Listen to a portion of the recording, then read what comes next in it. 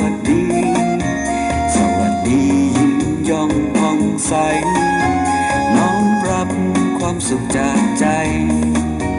ขอให้ใจใสสวัสดีครับสวัสดีครับผู้ฟังทุกท่านครับขอต้อนรับเข้าสู่รายการเพื่อสุขภาพใจนะครับก็พบกันทุกวันจันทร์นะเวลาประมาณ9 โมงถึง 10 โมงนะครับรายการเพื่อสุขภาพใจของเราก็ได้รับความเมตตาจากทางผู้อำนวยการสถานีคลื่น FM 104.5 เมกะเฮิรตซ์นะฮะวัดฝายหินในอำเภอเมืองจังหวัดเชียงใหม่นะครับซึ่งก็ออกอากาศทางคลื่นวิทยุนะครับแล้วก็ทาง Facebook ทาง YouTube นะครับก็ตามยุคตามสมัยนะครับครับรายการของเราก็แต่ละวันนะฮะก็พยายามจะเลือกสรรหรือว่าสรรหาเอาเรื่องราวสาระนะฮะที่เกี่ยวข้องกับเรื่องของสุขภาพจิตสุขภาพใจมาเล่าสู่กันฟังนะครับก็คือเป็นเรื่องของการดำเนินชีวิตประจำวันของแต่ละคนแต่ละท่านนะครับนั้น ก็เป็นเรื่องที่ว่าเป็นเรื่องตามปกติตามวิถีชีวิตประจำวันของคนเรานะครับที่แน่นอนนะฮะแต่ละวันนั้นก็จะมีทั้งความพึงพอใจนะฮะความไม่พอใจหรือว่าความสุขความทุกข์นะฮะก็คละเคล้ากันไปนะครับวันนี้นั้นก็ผมเองจะเอาเรื่องราวที่อาจจะเรียกว่าเป็นประเด็นที่ใกล้เคียงหรือว่าเกี่ยวข้องนะฮะหรือว่าเป็นเรื่องที่ตรงกับชื่อของรายการนะครับก็คือว่า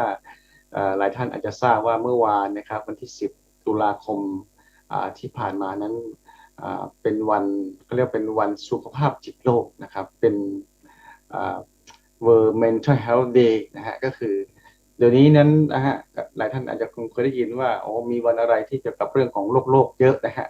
ยกตัวอย่างเช่นเมื่อ10กันยายนที่ผ่านมาก็เป็นวันป้องกันการฆ่าตัวตายโลกอย่างนี้เป็นต้นนะครับ หรือก็จะมีวันน้ำโลกวันดินโลกวันล้างมือโลกนะเยอะแยะเลยนะครับ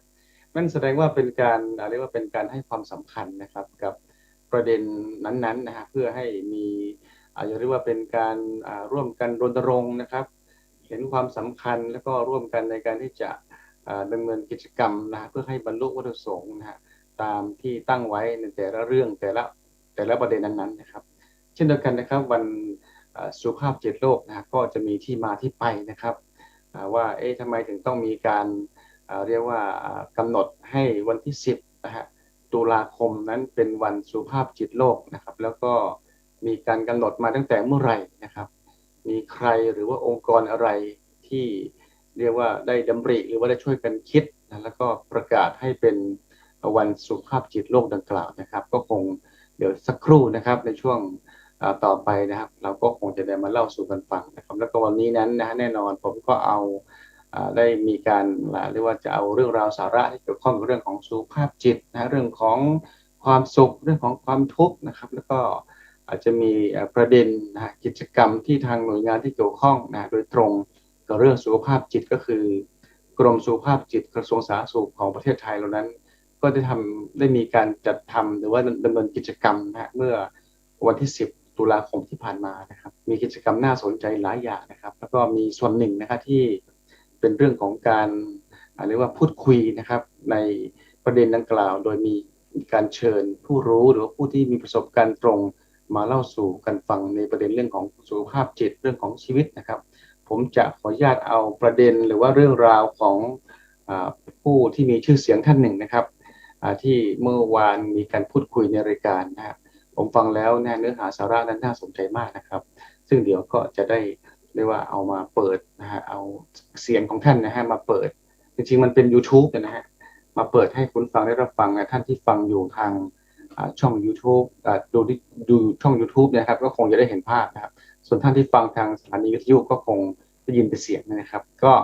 ผมฟังแล้วน่าสนใจนะครับ ครับโดยสรุปก็คือวันนี้เราจะพูดคุยกันถึงเรื่องของสุขภาพจิตนะครับเรื่องของวันสุขภาพจิตโลกนะครับซึ่งเป็นวันที่มีการกำหนดนะฮะขึ้นมาตั้งแต่ปี2535นะครับเดี๋ยวรายละเอียดผมจะเล่าสู่กันฟังนะครับช่วงนี้นะครับเป็นการเรียกว่านำเข้าสู่เรื่องราวด้วยนะครับแล้วก็เป็นการเป็นภาคบันเทิงนะที่ เกี่ยวข้องผมจะเอาเพลงหนึ่งนะครับซึ่งแน่นอนเกี่ยวข้องกับเรื่องของสุขภาพจิตนะครับ เพราะว่าสุขภาพจิตนั้นนะจริงๆแล้วนั้นความหมายหรือว่าตัวองค์ประกอบหรือว่าสาระนั้นเนี่ยใกล้เคียงกับคำว่า happiness นะครับสุขภาพจิตในภาษาฝรั่งเขาใช้ว่า mental health นะครับแล้วก็อีกคำหนึ่งก็คือ happiness หรือว่า well being เนี่ยมีความหมายใกล้เคียงกันมากนะครับเพราะฉะนั้นเดี๋ยวสักครู่จะเล่าสู่กันฟังแต่ว่าตอนนี้นั้นผมจะขออนุญาตเปิดเพลงหนึ่งนะครับซึ่งคิดว่ามีเนื้อหาสาระที่ใกล้เคียงกับเรื่องที่จะพูดนะครับเพลงนั้นชื่อเพลงว่าเสื้อแห่งความสุขนะครับหลายคนอาจจะเคยได้ยินหรือเปล่านะครับเป็นเพลงของคุณลานาคามินนะครับลูกสาวของคุณสุนทรีเวชชานนท์ร้องไว้นานแล้วครับมากคิดว่ามากกว่า10 ปีนะครับลองฟังนะครับ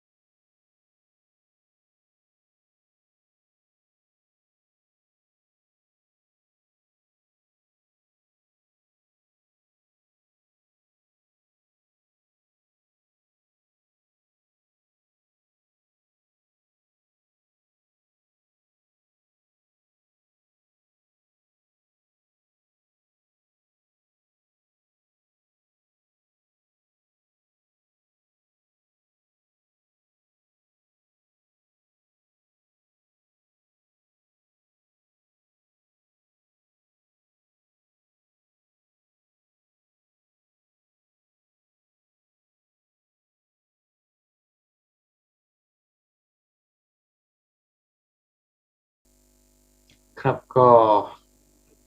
เป็นเสียงเพลงที่มีทั้งความไพเราะนะครับแล้วก็ผมคิดว่ามีสาระนะครับหลายท่านอาจจะเคยฟังมาแล้วนะครับว่าเป็นเป็นเพลงที่เรียกว่าอ่ามีผมจำไม่ได้ว่าท่านไหนเป็นคนประพันธ์แต่ว่ามีสาระนะมีความหมายแล้วก็มีเรียกว่าชวนให้ได้ใคร่ครวญนะครับชื่อเพลงว่าเสื้อแห่งความสุขนะครับเนาะจริงๆดังนั้นนะเรื่องของความสุขเหมือนที่รายการของเราก็เคยพูดมาอยู่บ่อยครั้งนะครับแน่นอนนะฮะมนุษย์ในโลกนี้นะครับทุกคนล้วนปรารถนาความสุข หรือว่าต้องการความสุขนะครับแล้วก็ไม่ปรารถนาความทุกข์นะครับหรือพูดสั้นๆนะเข้าใจง่ายๆคือว่ามนุษย์นั้นรักสุขเกลียดทุกข์นะครับด้วยกันทั้งนั้นเลยนะครับคงไม่มีใครบอกว่าฉันต้องการความทุกข์จังเลยนะเกิดมาตื่นขึ้นมาก็บอกโอ้ความทุกข์อยู่ไหนอยากได้ความทุกข์คงไม่ใช่เลยนะเพราะฉะนั้นทุกคนล้วนแต่ปรารถนาความสุขนะครับแต่ว่าความสุขของแต่ละคนนั้นนิยามว่าอย่างไรนะครับหรือการจะมีความสุขของแต่ละคนนั้นเกิดจากอะไรบ้างนะครับในเพลงนี้นะพระราชาก็คงมีพูดถึงพระราชาแน่นอนมีทุกสิ่งทุกอย่างนะครับมีทรัพย์สินเงินทองบริวารนะไพร่ฟ้านะฮะผู้รับใช้มากมายนะครับแต่ว่าท่านก็หาความสุขยังไม่ได้นะครับตามที่ต้องการก็จึงมีคนบอกว่ามีมีชายคนหนึ่งชายแก่คนหนึ่งเนี่ยเขามีเสื้อที่ใส่แล้วมีความสุข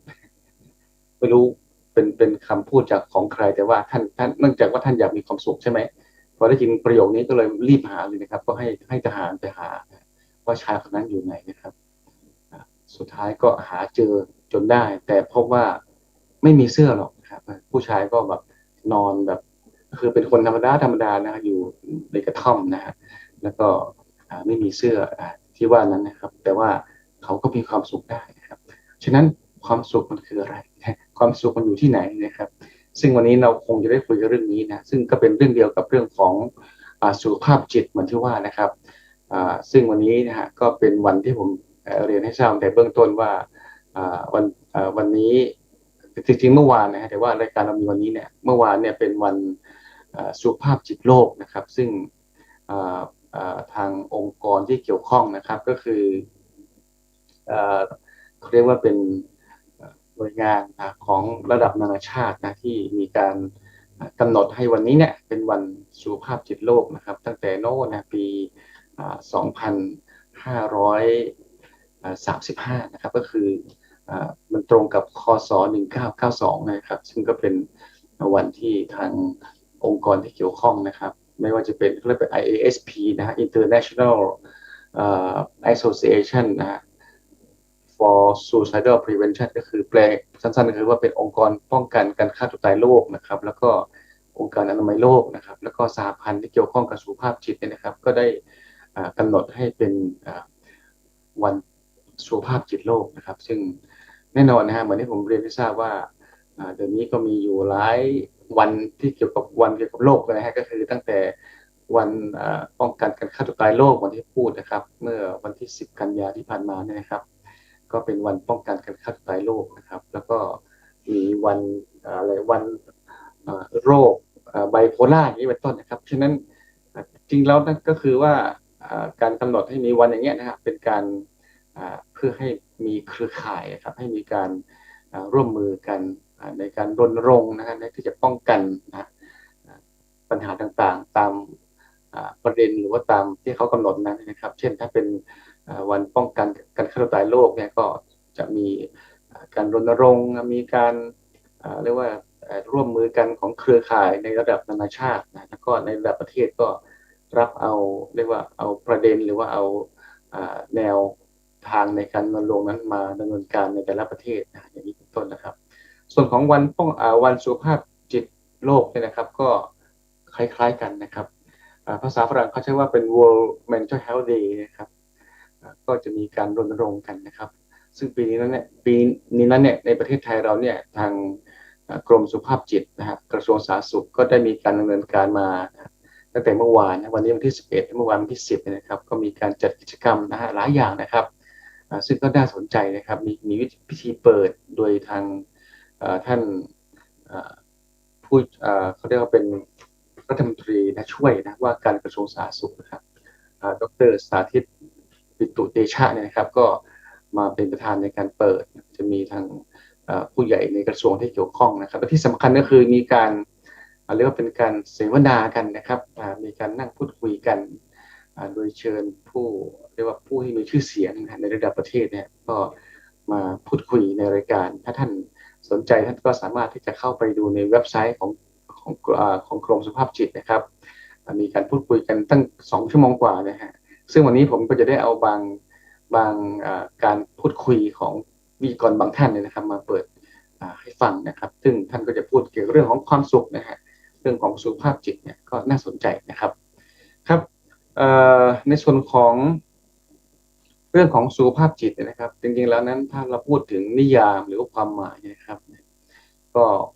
คงอ้างอิงนะฮะว่าส่วนใหญ่ก็จะอ้างอิงเอากรอบแนวคิดหรือว่าความหมายตามคำนิยามขององค์การอนามัยโลกนะครับ WHO แล้วก็ถ้าเป็นของประเทศไทยเนี่ยก็จะเป็นของกรมสุขภาพจิตนะครับผมสรุปสั้นๆก็คือว่ามันก็หมายถึงเขาบอกว่าเป็น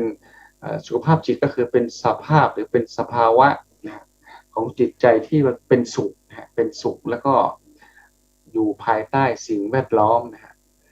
ที่ทำให้เกิดความสุขแล้วนะฮะเป็นภาวะที่บุคคลคนนี้นะฮะสามารถที่จะปรับตัวได้นะภายใต้สภาพแวดล้อมที่เปลี่ยนแปลงไปนะครับนั่นหมายความว่าคนคนนั้นที่มีสุขภาพจิตเนี่ยสุขภาพจิตคนนี้ก็คือโอเคเขาอยู่อย่างปกติสุขนะครับและแม้ว่าจะมีการเปลี่ยนแปลงสิ่งแวดล้อมยกตัวอย่างเช่นสถานการณ์ปัจจุบันเนี่ยที่ผ่านมาปี2 ปีนะครับมีเรื่องของการแพร่ระบาดของโควิดนะครับมีปัญหาเศรษฐกิจมีหลายๆอย่างเนี่ยเขาก็สามารถที่จะปรับตัวได้ภายใต้สิ่งแวดล้อมที่เปลี่ยนแปลงไปนะครับคนที่มีสุขภาพจิตดีนั้นเนี่ยก็จะมีลักษณะหลายอย่างเดี๋ยวสักครู่อาจจะได้เล่าสู่กันฟังบ้างนะครับว่ามีอะไรบ้างนะครับนี่ก็เป็นทั่วไปนะครับซึ่งมันก็จะใกล้เคียงกับนิยามของเรื่องของความสุขนะครับ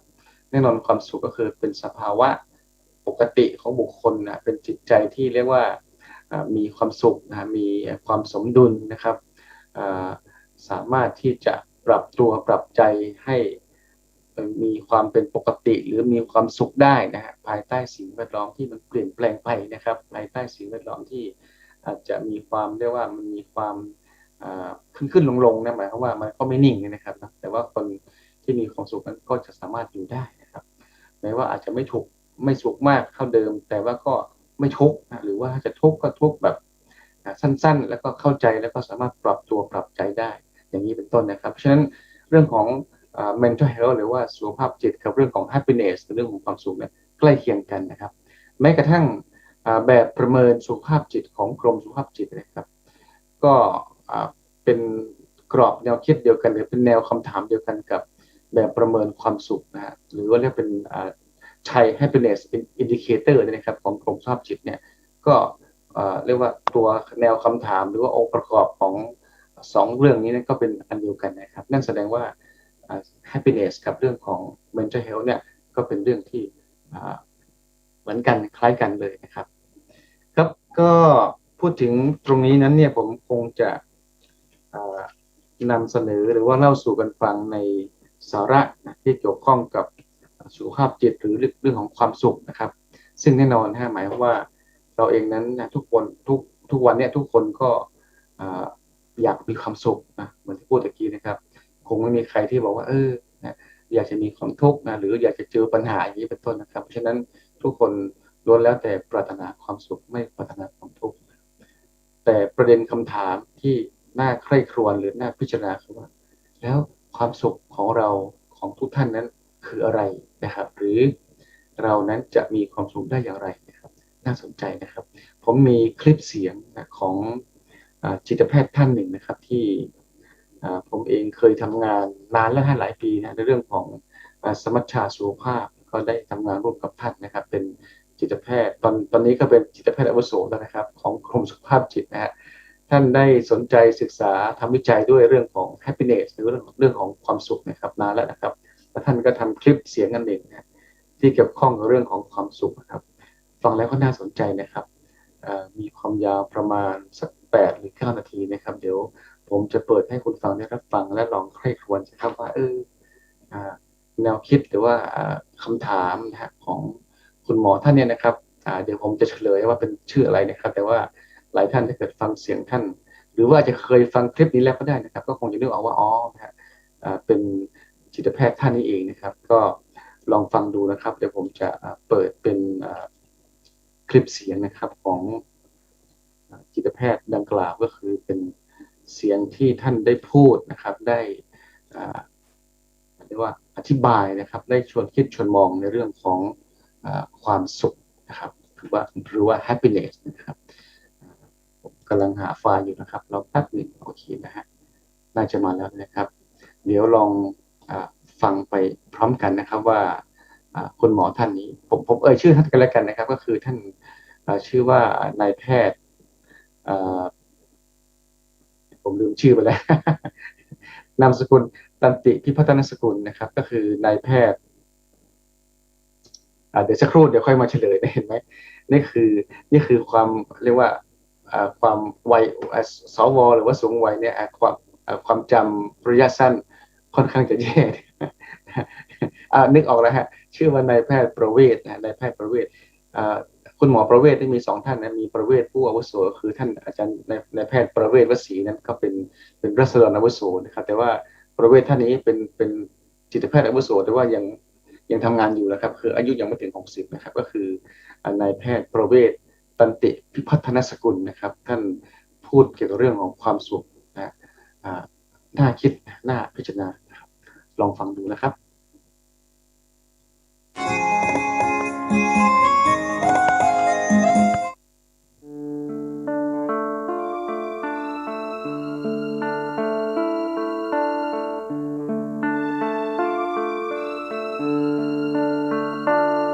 ความสุข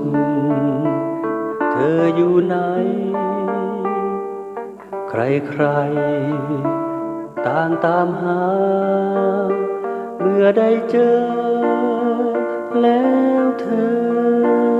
ก็จากไป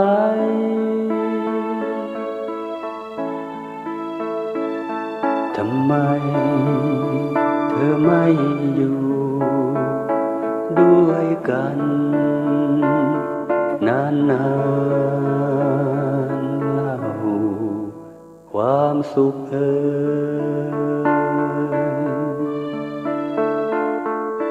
ใจหนึ่งดวงพร้อมไหมจะเป็นบ้านให้ความสุขมาอยู่อาศัยไม่ต้องจรจากไปให้ต้องตามหากันวุ่นวาย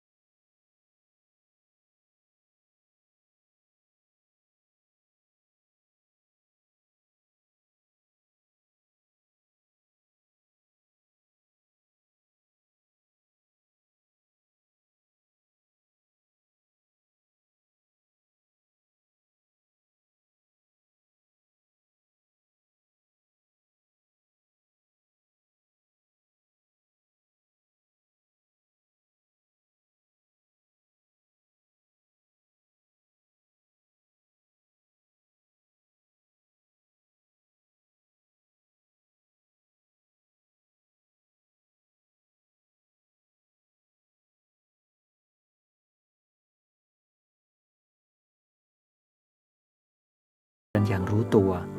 แล้วจะพบว่าการเดินก็สร้างความสุขให้กับเรา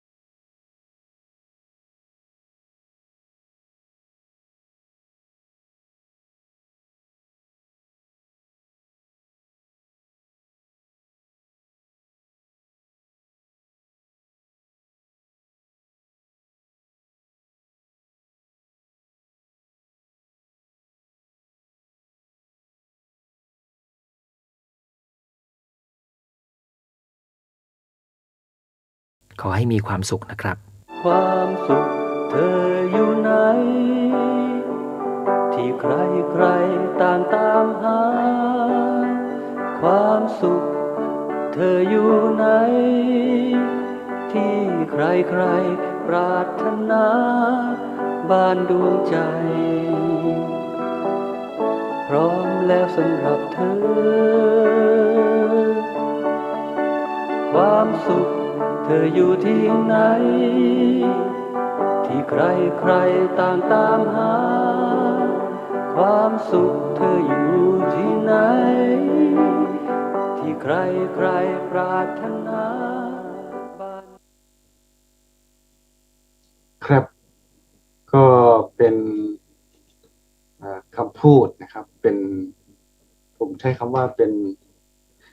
คำถามนะครับจริงๆแล้วนั้นในการพูดหรือว่าในการทำคลิปเสียงอันนี้ของคุณหมอประเวศตันติพัฒนสกุลเนี่ยท่านก็ได้ตั้งคำถามหลายข้อนะครับแล้วก็ได้คิดชวนมองเรื่องของความสุขนะครับซึ่งก็น่าสนใจใช่ไหมครับจริงๆแล้วในรายการของเราก็พูดเรื่องนี้มาอยู่หลายครั้งเหมือนกันนะครับถ้าพูดถึงความสุขนั้นมันก็มีเรียกว่าแต่ละคนก็ให้นิยามแตกต่างกันไปนะครับถ้ามองผ่านกรอบหรือว่าแนวคิดหรือว่าคำอธิบายตามหลักคำสอนของทางพุทธเนี่ยก็จะแบ่งเป็นตั้งหลายระดับด้วยกันหมายถึงระดับความสุขระดับหรือว่าประเภทนะครับความสุขของชาวบ้านหรือความสุขในระดับต้นนะก็คือท่านใช้คำว่าเป็นสามิสสุขหรือว่ากามสุขนะครับก็คือสุขจากการได้เสพได้บริโภคนะที่เห็นได้ยินได้ฟังนะฮะผ่านผัสสะหรือผ่านการเห็นการได้กลิ่นการลิ้มรสการสัมผัสนะครับอะไรต่างๆเหล่านี้เนี่ยก็จะเป็นความสุขระดับต้นนะครับแต่ว่าที่คุณหมอพูดตะกี้นะครับก็แบ่งเป็นความสุขทางกายความสุขทางใจความสุขทางสังคมนะครับก็แล้วแต่ว่าจะแบ่งยังไงนะครับแต่ว่าที่สำคัญก็คือว่าคุณฟังเองนะฮะหรือว่าผมก็บอกตัวเองด้วยว่าเราก็คงต้องนิยามความสุขของเราให้ถูกทิศถูกทางนะครับนั่นหมายว่าถ้าหากว่าเรานิยามความสุขหรือว่าเราตั้งเป้าความสุขหรือว่าเราหาวิธีที่จะไปถึงความสุขนะโดยที่อาจจะยังเรียกว่ายังไม่ถูกทิศถูกทางเนี่ยก็อาจจะทำให้เราหาไม่เจอนะเหมือนที่เพลงที่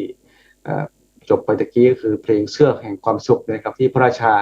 คิดว่าความสุขเนี่ยก็คงจะมาจากการได้สิ่งของอะไรบางอย่างนะสิ่งที่ว่านั้นคือเสื้อวิเศษนะใส่แล้วจะมีความสุขนะ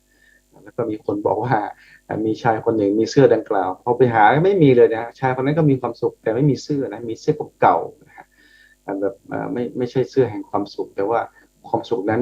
คงไม่ใช่มาจากสิ่งอื่นนะครับที่สำคัญก็คือเป็นความสุขที่มาจากภายใน หรือถ้าเทียบเคียงกับที่คุณหมอพูดตะกี้คือเป็นความสุขทางใจนะครับสุขจากการได้สุขจากการได้เสพได้บริโภคก็เป็นความสุขอย่างหนึ่งนะครับไม่ปฏิเสธแต่ว่าถ้าหากว่าเราเอาความสุขไปฝากไว้กับสิ่งภายนอกนะครับสิ่งที่ได้เสพได้บริโภคเนี่ยก็อาจจะทำให้เรานั้นเกิดความสุขได้อย่างไม่ยั่งยืนหรือว่าเกิดขึ้นได้ยากนะครับซึ่งประเด็นนี้เดี๋ยวผมจะมีมุมมองเกี่ยวกับเรื่องดังกล่าวนะครับจากที่ผมเกริ่นเมื่อกี้ก็คือจากผู้มีชื่อเสียงท่านหนึ่งนะครับที่เมื่อวานนั้นทางกรมสุขภาพจิตก็เชิญท่านดังกล่าวนั้นมาฟังนะฮะมาไม่ใช่มาฟังมาเสวนานะฮะมาพูดคุยนะให้คุณผู้ฟังเป็นการไลฟ์สดนะผ่านทางช่องทางโซเชียลมีเดียต่างๆนะครับก็น่าสนใจนะครับคุณแขกรับเชิญท่านนั้นก็คือหลายคนอาจจะรู้จักนะผมก็เคยได้ยินอยู่บ้างแต่ผมก็ไม่ค่อยติดตามท่านเท่าไหร่คือท่านเป็นทั้งเป็นศิลปินเป็นพิธีกรนะฮะแล้วก็มีประสบการณ์ที่เกี่ยวข้องนะครับเรื่องของเดี๋ยวฟังท่านเล่าเองกันแล้วกันนะฮะเรื่องของชีวิตนี่แหละนะครับว่าสุดท้ายท่านมีมุมมองต่อชีวิตมุมมองต่อเรื่องของความสุขความทุกข์อย่างไรก็คือชื่อว่าคุณอุ๋ยบูดาเบลสนะครับซึ่งเป็นที่รู้จักเป็นที่นิยมของหลายคนหลายท่านด้วยกันนะครับเพราะฉะนั้นเดี๋ยวสักครู่เนี่ยเรามาฟังนะฮะมุมมองในเรื่องดังกล่าวจากเรียกว่าเป็นวิทยากรเมื่อวานท่านนี้นะครับว่าท่านมีความคิดมีมุมมองเกี่ยวกับเรื่องดังกล่าวนี้อย่างไรบ้างครับซึ่งผมฟังแล้วก็น่าสนใจดีนะครับเดี๋ยวลองฟังไปพร้อมกันนะครับว่าจะเป็นยังไงบ้างนะครับผมกำลังหาไฟล์อยู่นะเป็นไฟล์การพูดของวิทยากรดังกล่าวนะครับที่พูดไว้เมื่อวานซึ่งก็น่าสนใจทีเดียวนะครับเป็นการเรียกว่าเป็นการเมื่อวานนี้มีแขกรับเชิญเยอะนะครับเหมือนที่ผมเกริ่นไว้ก็คือมีทั้งพระด้วยนะฮะมีพระรูปหนึ่งที่เป็นที่รู้จักแล้วก็โด่งดังก็คือท่านอาจารย์ท่านพระมหาสมปองนะครับท่านก็ได้มาพูดคุยนะครับได้มาเป็นวิทยากรด้วยนะครับสำหรับการบรรยายเมื่อวานนี้นะครับก็น่าสนใจนะครับผมกำลังหาไฟล์แป๊บหนึ่งนะครับก็ได้เปิดไว้แล้วแต่ว่ายังรู้สึกว่าจะหลุดหายไปไหนก็ไม่แน่ใจนะครับว่าเป็นการบรรยายนะฮะเมื่อวานนั้นมีการหลังจากที่มีการกล่าวเรียนเชิญทาง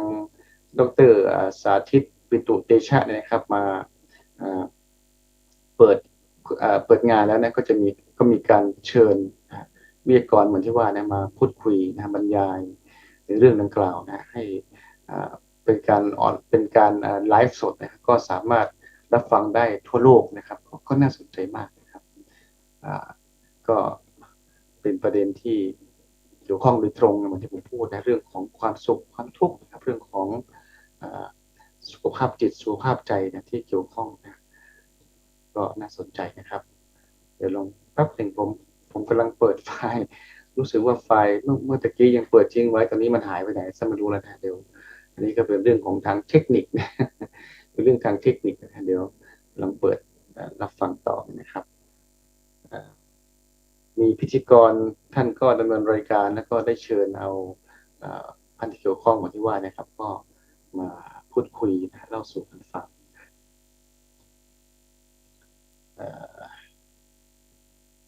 เข้าใจว่าเดี๋ยวอาจจะต้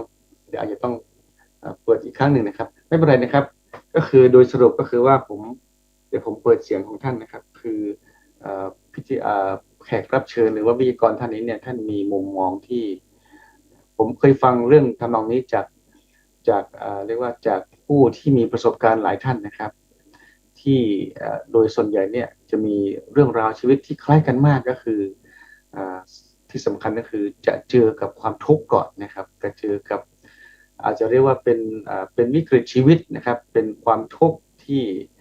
เจ้าตัว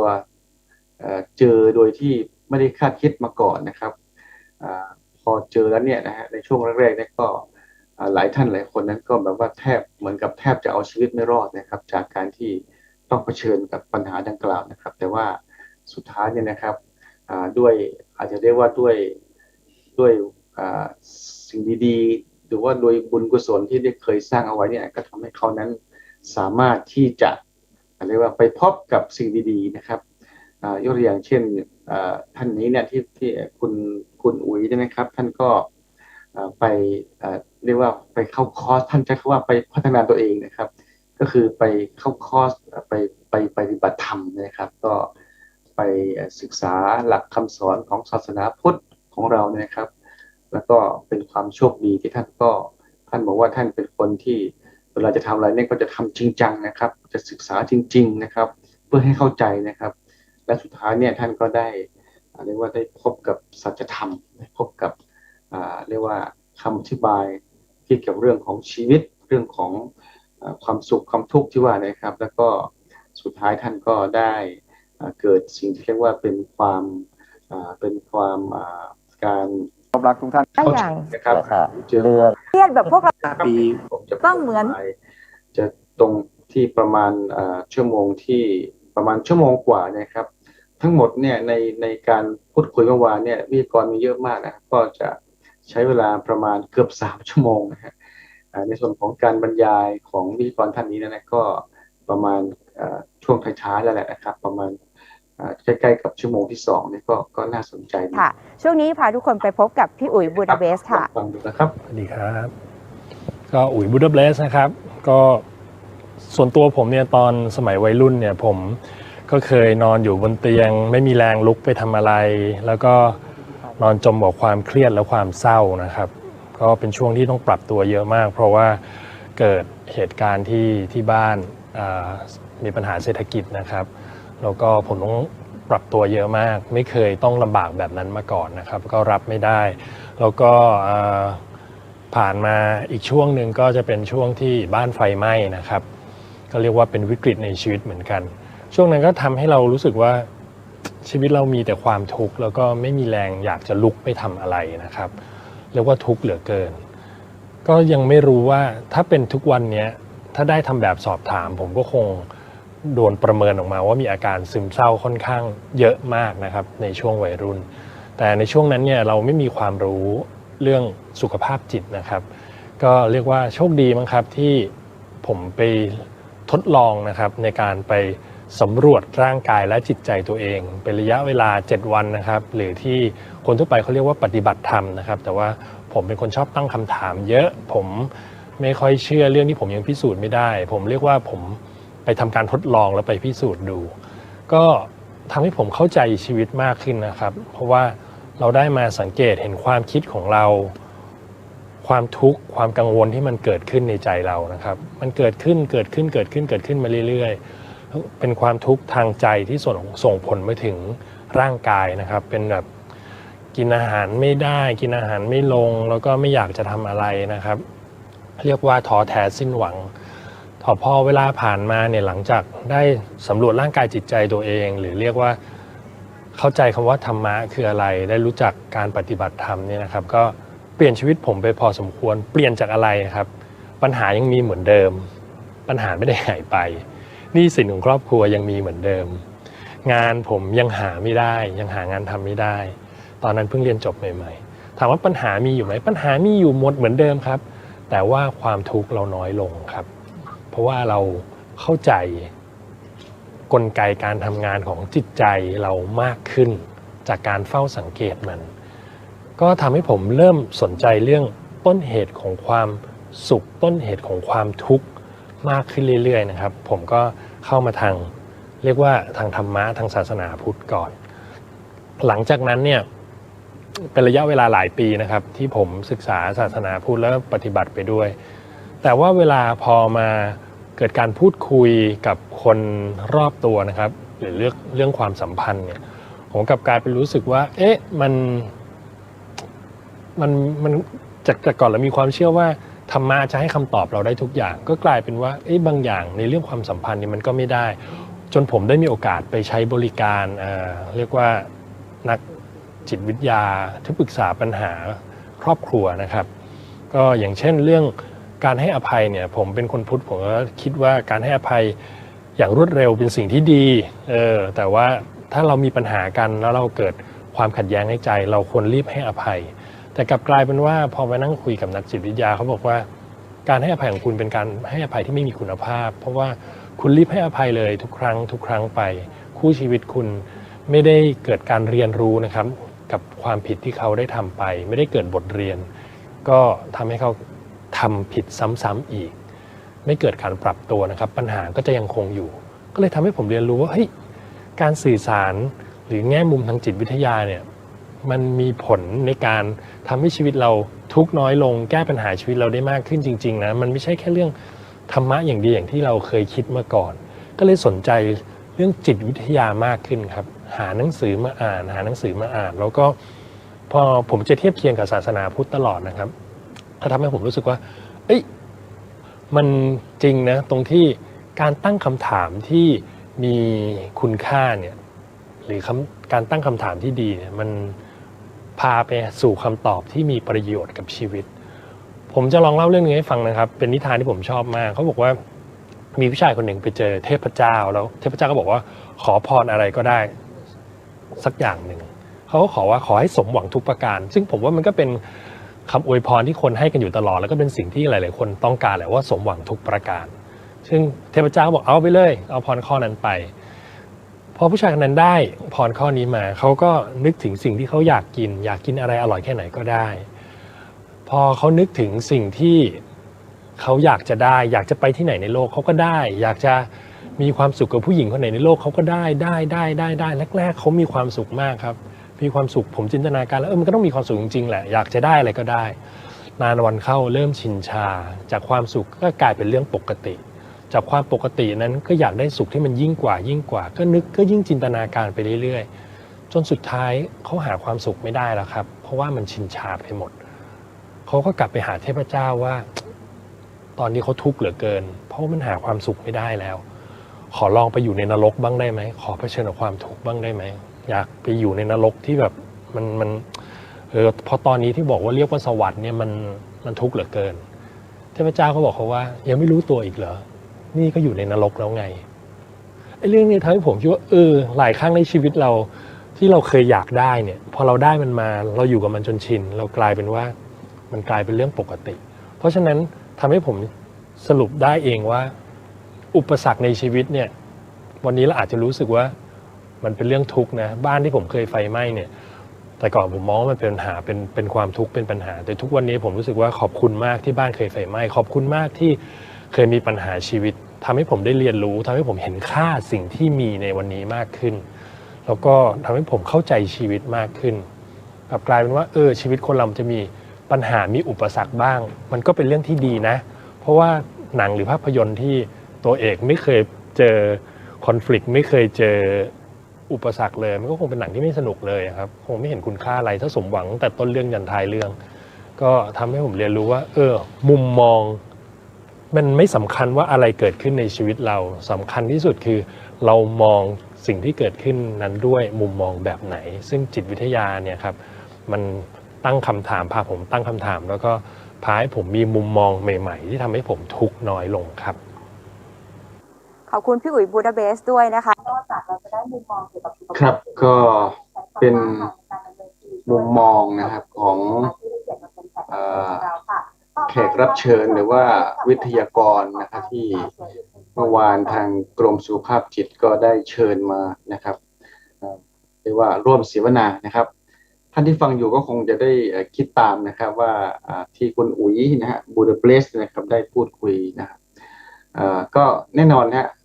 ผมเชื่อว่าหลายคนก็คงเห็นด้วยนะยิ่งในประโยคหลังๆที่บอกว่า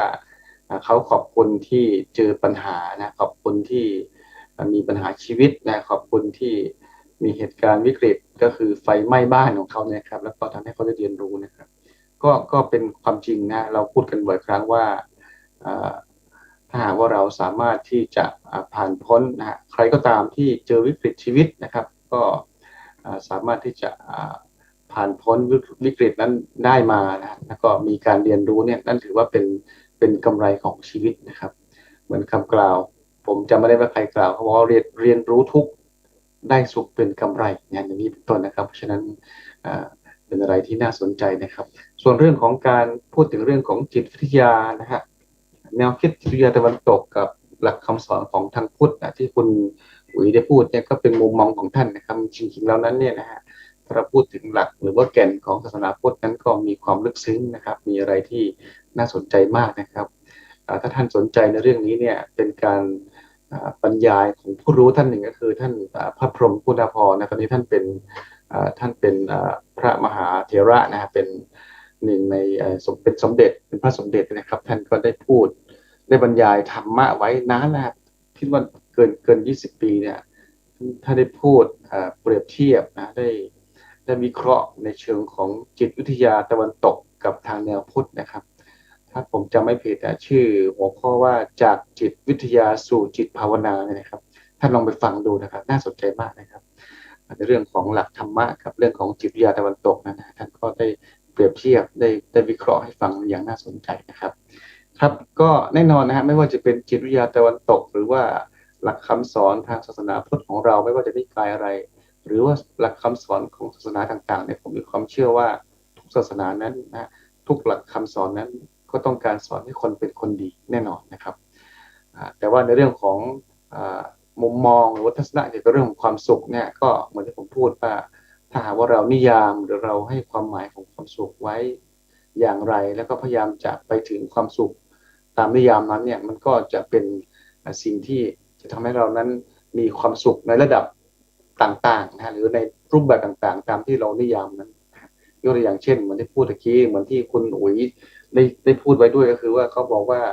เขาเล่าเรื่องที่ขอที่มีชายคนหนึ่งไปขอสิ่งที่เขาต้องการก็คือคล้ายๆเป็นขอสิ่งวิเศษนะจากพระเจ้าเนี่ยนะครับว่าอยากได้อะไรก็บอกอยากให้สมหวังนะแต่สุดท้ายเนี่ยก็อยากได้อะไรก็อยากได้หมดนะอยากได้ก็ได้หมดสุดท้ายก็ประมาณว่ามันชาชินแล้วก็มันก็ไม่สุขเหมือนเดิมนะครับนั่นหมายว่าถ้าจะเทียบเคียงก็คือมันเป็นความสุขตามที่เขานิยามว่ามันเป็นเรื่องของการได้เสพได้บริโภคนะได้สิ่งที่เขาอยากที่เขาปรารถนานะครับอยากกินก็ได้กินนะอยากนอนได้นอนอยากสัมผัสได้สัมผัสนะอยากได้กลิ่นอันที่หอมหวนเขาก็ได้นะสุดท้ายแล้วมันก็เรียกว่ามันไม่มีที่สิ้นสุดนะครับเหมือนผมเคยวิเคราะห์ว่าถ้าหากว่าเรานิยามความสุขไว้แบบนี้นะครับหรือจะเน้นแต่ความสุขที่เป็นกามสุขนะสุดท้ายก็จะเกิดปัญหาเพราะว่ามนุษย์ที่ยังไม่มีการพัฒนาจิตใจถึงระดับสูงระดับหนึ่งเนี่ยนะฮะมนุษย์ก็จะไม่มีความเรียกว่าไม่ความอยากของมนุษย์ก็จะไม่มีที่สิ้นสุดนั่นหมายว่าอยากได้มากขึ้นเรื่อยๆนะครับเพราะฉะนั้นถ้าหากว่าเรามีความสุขในนิยามที่เรียกว่าเป็นกามสุขเนี่ยก็จะเกิดปัญหาเพราะว่าความอยากของเรานั้นมันไม่มีที่สิ้นสุดนะครับอันที่หนึ่งนะอันที่สองก็คือสิ่งที่เราอยากได้อยากมีอยากเสพอยากบริโภคนั้นเนี่ยมันมีลิมิตหรือมันมีจำกัดนะครับและที่สำคัญก็คือ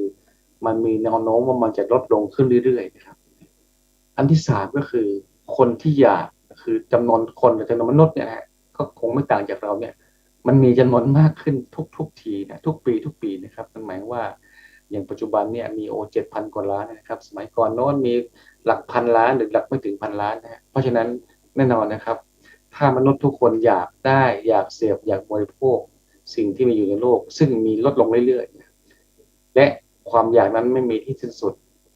รวมทั้งจำนวนคนที่อยากได้อยากเสพอยากบริโภคมีมากขึ้นเรื่อยๆท่านลองคิดดูก็แล้วกันว่าแล้วเราจะได้ความสุขนั้นได้ง่ายหรือยากนะครับและความสุขนั้นมันจะจีรังยั่งยืนหรือไม่อย่างไรก็เหมือนที่คุณอุ๋ยได้พูดสรุปเมื่อกี้ก็เป็นเรื่องที่คล้ายๆกันนะครับเพราะฉะนั้นเรื่องของความสุขนั้นเป็นอะไรที่คงต้องพูดกันอีกเยอะนะครับความสุขหรือว่าสุขภาพจิตเป็นเรื่องที่ใกล้เคียงกันนะครับผมตั้งใจว่าในสัปดาห์ต่อๆไปก็คงจะได้มาพูดคุยนะครับในเรื่องผมอาจจะตั้งชื่อว่าเป็นมุมมองเกี่ยวกับความสุขนะครับโดยจะเชิญผู้ที่มีประสบการณ์นะครับผมเมื่ออาทิตย์ที่แล้วผมก็ได้พบปะเพื่อนร่วมงานด้วยกันนะครับที่มีหลากหลายวิชาชีพนะครับเป็นเจ้าหน้าที่เป็นบุคลากรของคณะนะครับก็พูดคุยกันผมฟังแล้วก็มีมุมมองเรื่องความสุขที่น่าสนใจเนี่ยก็จะได้เชิญท่านมาพูดคุยในรายการของเรานะครับสักท่านสองท่านนะครับเพื่อจะได้เปิดมุมมองเปิดทัศนะแล้วก็ท่านที่ฟังอยู่ก็จะลองเอาไปคิดเอาไปใคร่ครวญดูนะครับว่าเป็นอย่างไรนะครับครับตอนนี้ท่านกำลังอยู่กับรายการเพื่อสุขภาพใจนะครับซึ่ง ดำเนินรายการโดยผมสมบัติสกุลพันธ์นะครับตอนนี้ผมจัดรายการในนามของคลินิกสุขใจนะครับก็คือที่คณะพยาบาลศาสตร์ของเรานั้นก็จะมีการจัดตั้งคลินิกขึ้นมาคลินิกหนึ่งชื่อว่าคลินิกสุขใจนะครับชื่อภาษาฝรั่งใช้ว่า Sound Mind Clinic นะครับก็คือเรามีวัตถุประสงค์หรือมีเป้าหมายในการที่จะส่งเสริมสุขภาพจิตนะฮะป้องกันปัญหาสุขภาพจิตนะครับรวมทั้งให้บริการเรื่องของการให้การปรึกษานะครับสำหรับนักศึกษานะครับในช่วงต้นในเฟสแรกเนี่ยเราก็เน้นที่จะให้บริการกับนักศึกษาของคณะพยาบาลศาสตร์มหาวิทยาลัยเชียงใหม่ซึ่งแน่นอนก็จะมีอยู่เยอะนะคณะพยาบาลมีหลายหลักสูตรนักศึกษาปัจจุบันมีประมาณ 1,200 กว่าคนนะครับเราก็จะเน้นตรงนั้นก่อนครับมีการให้บริการเหล่านี้แล้วก็ถ้าในกรณีที่นักศึกษาอาจจะมีปัญหาสุขภาพจิตที่เยอะที่รุนแรงนะครับหรือบางรายอาจจะมีการเจ็บป่วยด้วยโรคทางจิตเวชนะครับซึ่งแน่นอนมีทุกคณะหรือว่าทุกคนในโลกนี้มีโอกาสเจ็บป่วยทั้งนั้นเลยนะครับเราก็จะให้การดูแลให้การส่งต่อแล้วก็มีการเชื่อมโยงประสานกับทางตอนนี้นั้นเนี่ยหลายท่านอาจจะทราบนะท่านที่อยู่ในมหาวิทยาลัยเชียงใหม่ว่ามหาวิทยาลัยเชียงใหม่เองผู้บริหารก็เห็นความสำคัญนะครับในการที่จะให้บุคลากรนักศึกษาเนี่ยนะฮะได้รับบริการในเรื่องของสุขภาพจิตนะทางมหาวิทยาลัยเชียงใหม่ก็ได้จัดตั้งศูนย์อันหนึ่งขึ้นมาเรียกว่าเป็นMental Health CMU Mental Health Center ก็คือศูนย์สุขใจนะครับซึ่งทางผมเองแล้วก็อาจารย์อีกหลายคณะก็มีส่วนร่วมในการที่จะเข้าไปดำเนินงานในส่วนของศูนย์นี้นะครับครับก็ผมคิดว่าถึงช่วงสุดท้ายของรายการนะครับวันนี้เราพูดคุยเรื่องของสุขภาพจิตนะครับเนื่องในโอกาสที่วันที่10ที่ผ่านมา10ตุลาคมของทุกๆปีเริ่มตั้งแต่ปี2535หรือประมาณหรือไม่ใช่ประมาณในคศ1992นะครับก็ทางองค์การอนามัยโลกแล้วก็หน่วยงานที่เกี่ยวข้องได้กำหนดให้เป็นวันสุขภาพจิตโลกนะครับวันนี้ผมก็จึงเอาเรื่องราวของสุขภาพจิตเรื่องของความสุขนะมาเล่าสู่กันฟังนะครับแล้วก็ในสัปดาห์ต่อไปเหมือนที่ได้ทราบเมื่อกี้ก็คงจะได้เชิญนะฮะเรียกว่าแขกรับเชิญมาพูดคุยมาเปิดมุมมองในเรื่องของสุขภาพจิตสุขภาพใจอีกสักครั้งหนึ่งนะครับเพื่อจะเป็นการเชื่อมโยงต่อยอดไปสู่ในส่วนของเรื่องของสุขภาพจิตนะครับผมถ้าท่านดูทาง YouTube นะผมเปิดกล้องเป็นระยะนะครับบางทีก็ไม่ได้เปิดกล้องนะครับตอนนี้เป็นช่วงสุดท้ายของรายการก็เปิดกล้องนะครับแล้วเดี๋ยวจะเป็นการเรียกว่าเปิดเพลงปิดท้ายนะครับเพลงสุดท้ายในรายการนะครับก็คงจะเกี่ยวข้องกับเรื่องของความสุขนะครับเป็นเพลงในทำนองสนุกนะครับก็คงถึงช่วงสุดท้ายของรายการนะครับพบกับรายการเพื่อสุขภาพใจอีกครั้งหนึ่งนะครับในสัปดาห์ต่อไปสำหรับวันนี้ขอฟังทุกท่านโชคดีมีความสุขให้มีสุขภาพจิตที่ดีนะครับขอจบด้วยเพลงนี้นะครับสุขกันเถอะเรานะครับพบกันในสัปดาห์ต่อไปสวัสดีครับผมรู้สึกว่าผมยังไม่ได้แชร์ซาวด์นะเนื่องจากว่าโอเคมาแล้วแชร์ผมใช้บันทึกเสียงโดยใช้ระบบของ Zoom นะครับเพราะฉะนั้นก็อาจจะซับซ้อนนิดหนึ่งนะครับครับพบกันในสัปดาห์ต่อไปนะครับฟังเพลงสุขกันเถอะเรานะครับคือละครทุกตอนต้องแสดงทุกคนคนไทยอย่าอะไรยิ้มกันสู้ไปจะได้สบาย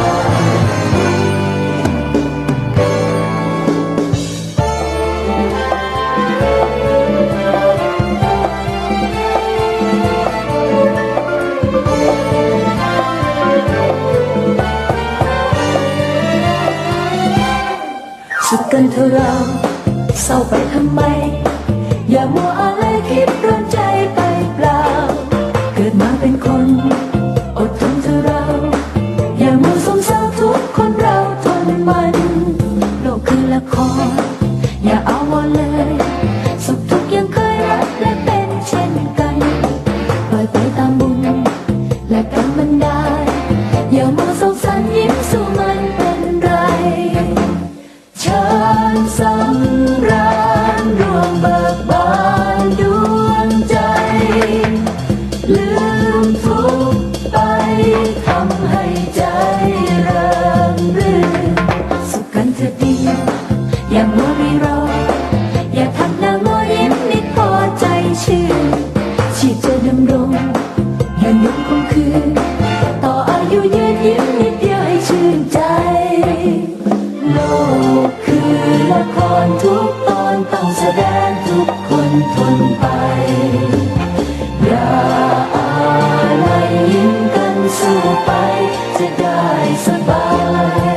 กันเธอะเราเศร้าไปทำไมอย่ามัวอะไรคิดร้อนใจไปเปล่าเกิดมาเป็นคนอดทนเธอะเราอย่ามัวสมเศร้าทุกคนเราทนมันโลกคือละครอย่าเอาเลยสุขทุกข์ยังเคยรักและเป็นเช่นกันปล่อยไปตามบุญและกรรมบันดาลอย่ามัวโศกสันยิ้มสู้มันเป็นไร